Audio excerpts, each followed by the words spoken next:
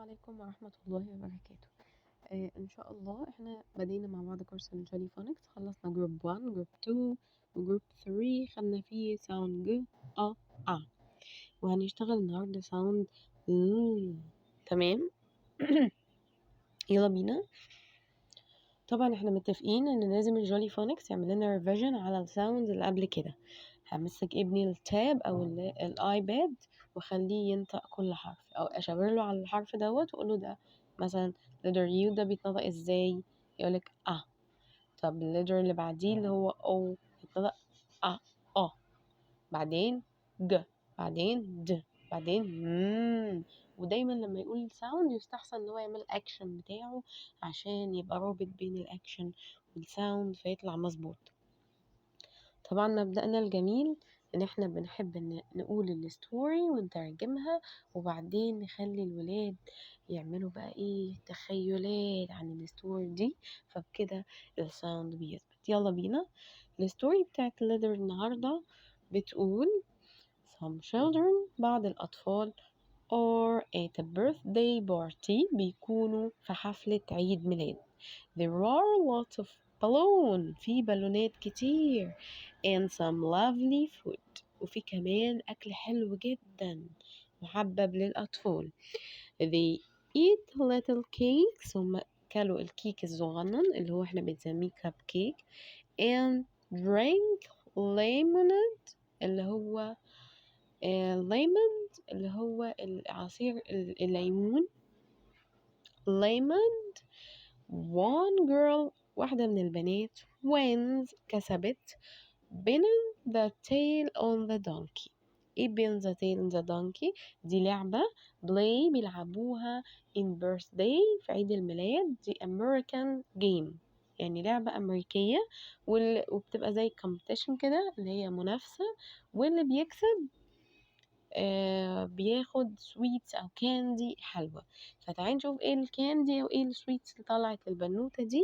طلع لها and gets هي حصلت a lime lollipop يعني مصاصة بطعم اللايم اللي هو الليمون. تمام.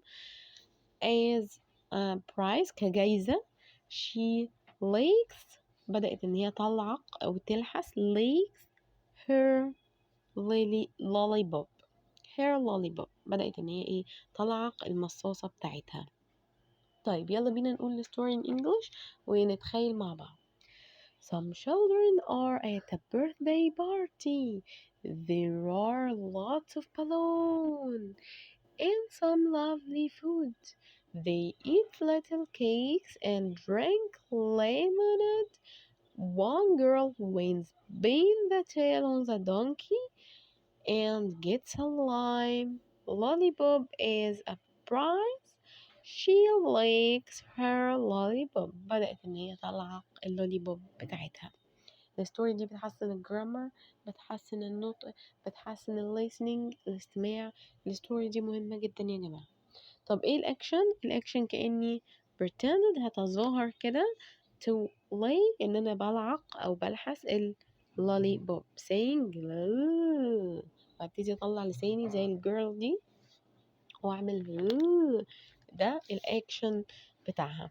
انما الساوند بحط طرف لساني في اول سقف بقي فبقول لوليبوب. تمام. الفلاش كارد اللي هو بيعلمني ازاي اعمل الفورميشن بتاعتها. بعمل ببقى واقفة اب، طبعا رجعوا للفيديوز بتاعت الكتابة.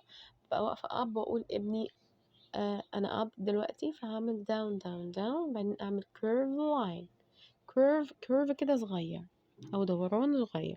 ده لو بأسس انجلش. تمام. الساوند بتاعها طبعا احنا عرفناه خلاص.